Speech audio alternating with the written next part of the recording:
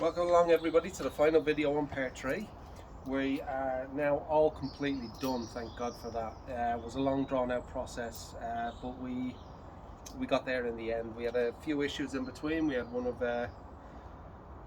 that was a major leak, burst pipe in the loft, but all been sorted out now. Flooring replaced, arcs, doors replaced as well.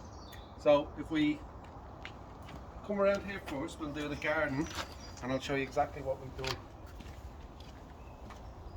Most who have seen the videos know exactly what this back garden was like, and it was completely overgrown. I mean, if you just look up at the wall there, you can see where there was all ivy climbing up. We're still in the middle of jet washing all that off, but that'll be done when the cold snap is gone again.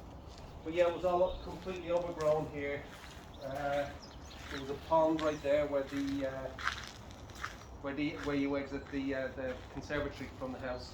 We had to backfill that and then put down all the stone where it is and the flights as well, which actually makes for a better use of a garden because we put the extra decking down as well.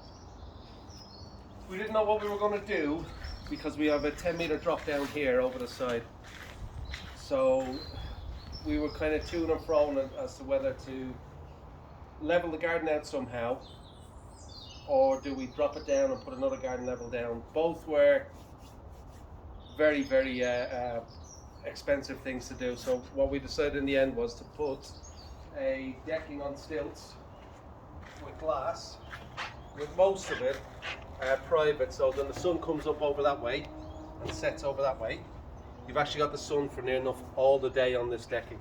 It's absolutely fab when the sun is out. We put glass up on this side so that you can see right out over into the valley of it, and it just looks fantastic. The whole lot's finished off there and it looks really, really, really good.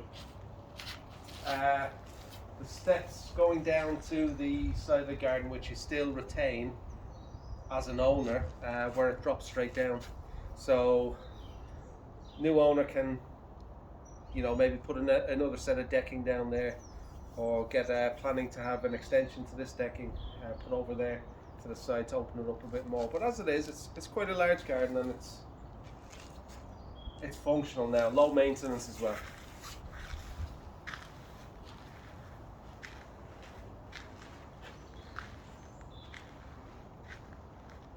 Want to follow me?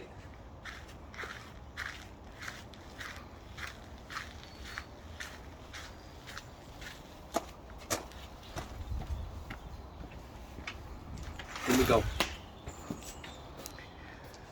Entrance hallway, as you can see. This was quite a task as well.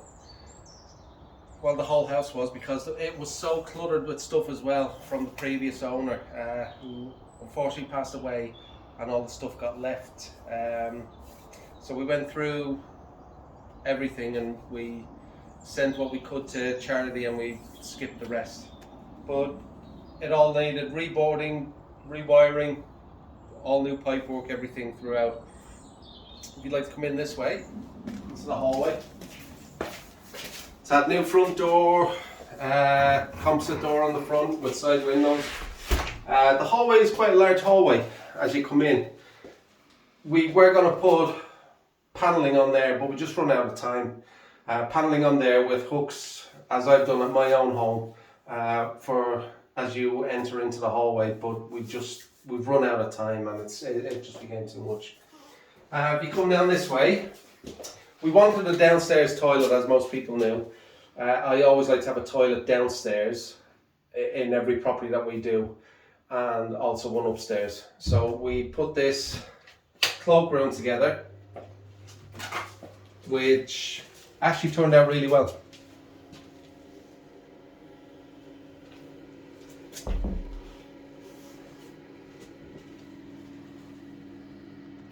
We've got the split face tiles, Oyster. Oh, is it Oyster? Yeah, I think it is Oyster it's called. Not too sure. But yeah, it turned out really well there. And if we go through into the kitchen, we put the glass doors on this side now because I wanted the light to travel through at all times of the day. So even when the lights are off, it still allows some natural light in right the way through, and it's quite good actually. Come through to the kitchen. We completely renovated the kitchen. We put double doors going into the front room because it was very closed off, and we installed a brand new kitchen from Howden's with new worktops, induction hob, double oven, integrated fridge freezer, integrated washing machine, all new sleek sockets, switches. It come out really nice. We've got a pop top socket on the worktop over there, and also it leads out into the conservatory. But before we do go out to the conservatory, we do have, what I absolutely love about this kitchen is the built-in seated area. It's very functional, it's got the storage in it. It's just brilliant. It's come together really well. We're really happy with it. Go out here into the conservatory.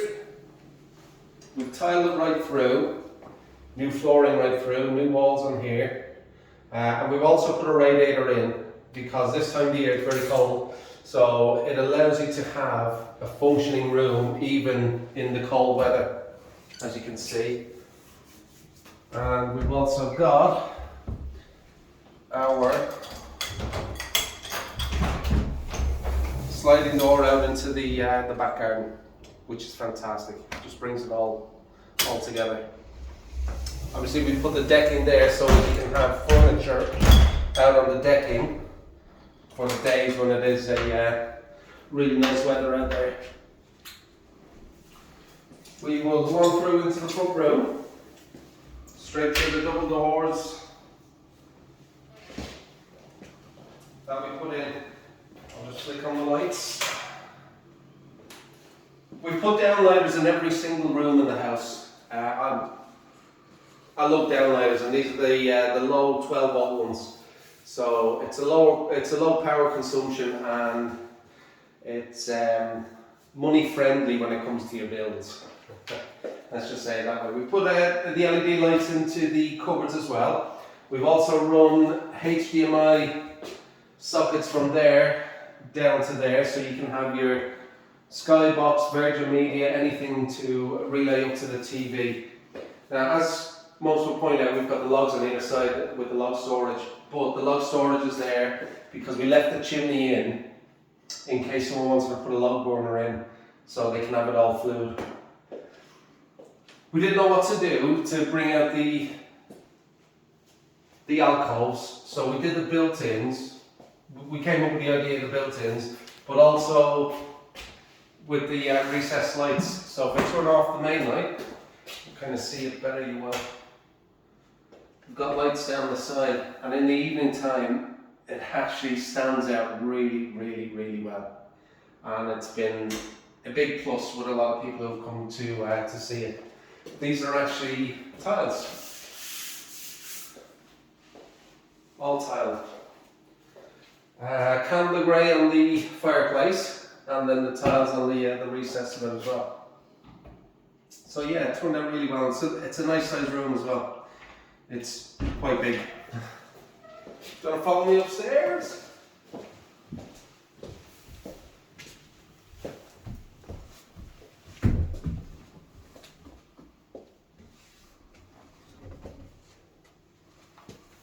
You'll notice there's no glass. The glass is something that is being made and is going to be installed as soon as it arrives. We're going to go for a single large piece. So template had to be done because the measurements just wasn't enough just to give to them for it. So yeah, the top pieces are done. They're not in yet, obviously, because they're coming with the full order on this. So we've got to do a template tomorrow and then bring it over to them. So it can be done. If you come up here, or as you come up, we've run the same doors all the way throughout, black handles, black hinges on everything.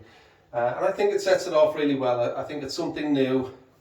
It's something that, you know, people want to get and want to have when they come into a new home.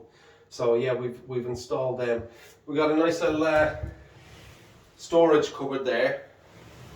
We retained that from the original storage cupboard, but the original storage cupboard was it's kind of unusual the way it was built in. It was built at a slant going in, and it was a lot bigger because this bathroom wall we had to take out by about 1.5 feet to be able to get a full-size bath in and make the bathroom a little bit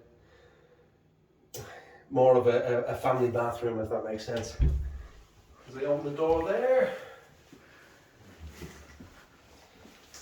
we have tiled it top to bottom in a very nice 12 by 60 tile. We put all new black stuff in, all your outlets, all the black trims.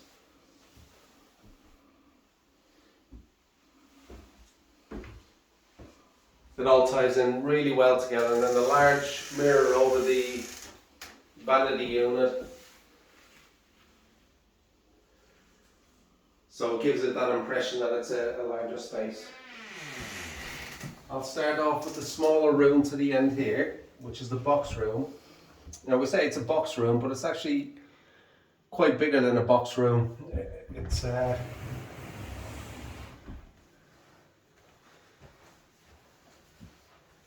the smaller one to the front of the property, and when we originally got the property, this was actually part of that front bedroom, the large bedroom.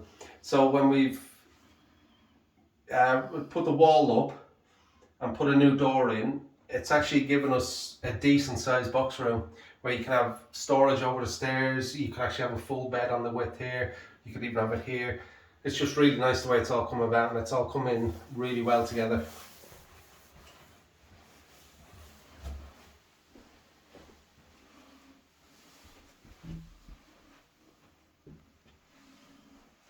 Next front bedroom.